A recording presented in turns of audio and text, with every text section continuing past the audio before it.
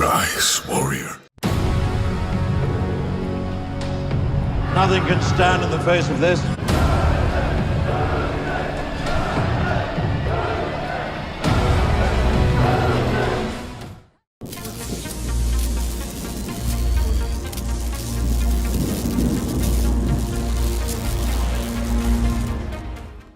What's going on, folks? Today we're going to be covering the recently released Tenosian Invasion DLC for Chivalry 2 alongside its Steam release and 40% off discount until July 7th. This video is sponsored by Chivalry 2 and the team behind it, and this is actually my very first experience with the game because I wasn't able to try it back when it first released on Epic Games. For me, it did a really good job of capturing what it would feel like to be in one of these massive battles and the adrenaline that comes with. One of the first things I noticed, which ended up being one of my top favorite things about the game aside from the graphics and combat, was that in the beginning of these matches we'd normally be treated to battle speeches or controlled charges at the enemy, which caused us to start the fight off running. The running or charging portion is admittedly a smaller aspect of it, but it really helps in getting you prepared and very excited for the battle ahead. I feel like the combat is simple enough to get into for a player that is not familiar with this type of game, but complex enough to reward veterans of the game that truly master the systems by giving you mechanics such as riposte, feinting, timing your dodges, and charging moves.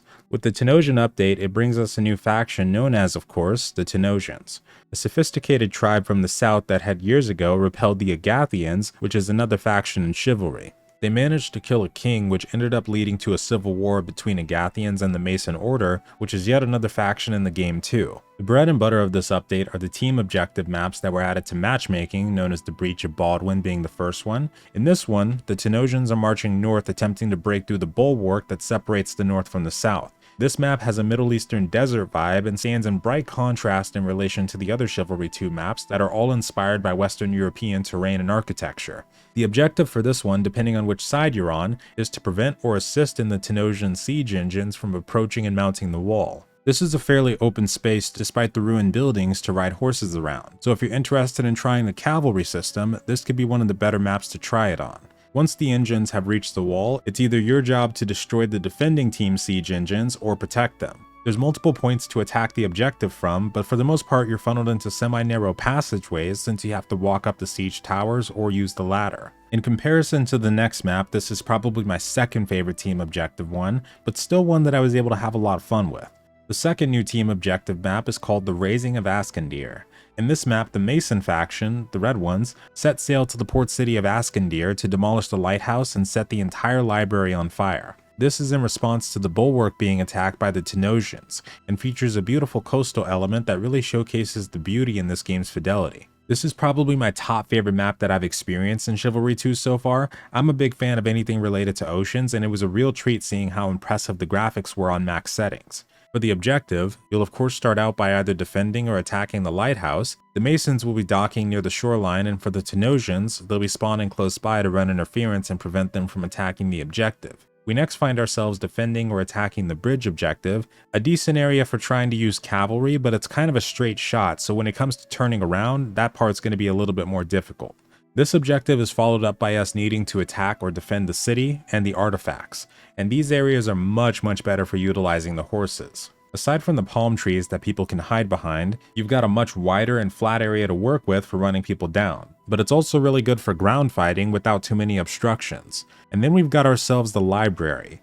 The Mason objective in this area will be to burn down the library, while the Tenosian objective will be to defend it. One thing I keep mentioning but can't get over is how graphically pleasing it is to look at. The art direction really served the team well, and not just for the Tenosian maps. I could definitely say the same for all, if not most, of the Chivalry 2 maps in the game.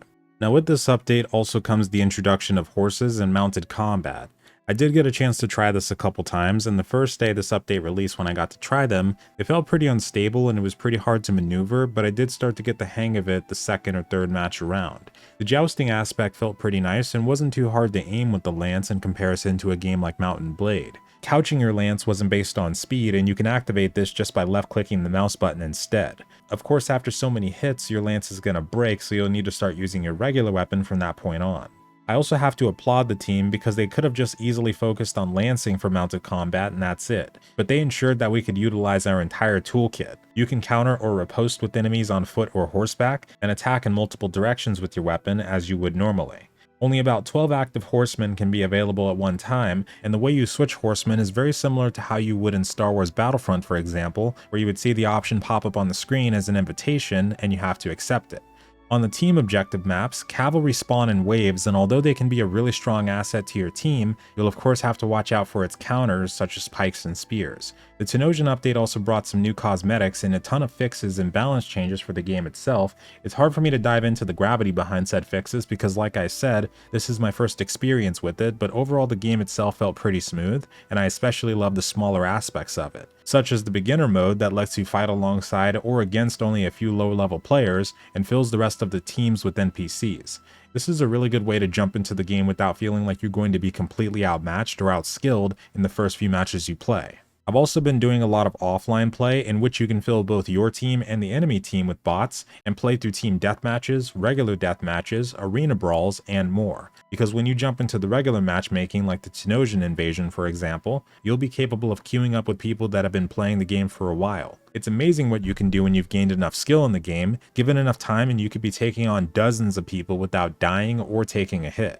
That being said, the beginner experience in Chivalry 2 feels extremely fair. I rarely ever felt so overwhelmed that I couldn't win against anyone I ever came across, or that I couldn't push an objective for that matter. And like I said, the beginner queue and offline play helped tremendously with getting used to the system, and I can highly recommend giving them a try. The only thing is we don't have access to the Tenosian maps in offline as I couldn't find them in the list, so for getting used to those maps and enjoying them, you have to queue up in the real queue itself. But overall, I can highly recommend checking this game out for the Steam release, and especially the Tenosian Invasion DLC. From the opinions and reviews I was able to come across, Chivalry has come a long way since its Epic Games debut.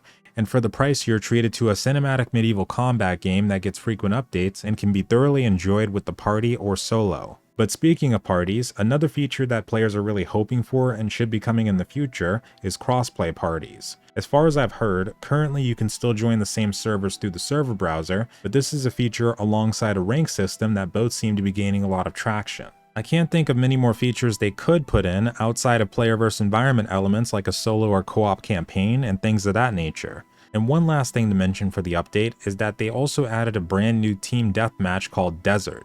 And this has to be the absolute best map to utilize horse combat.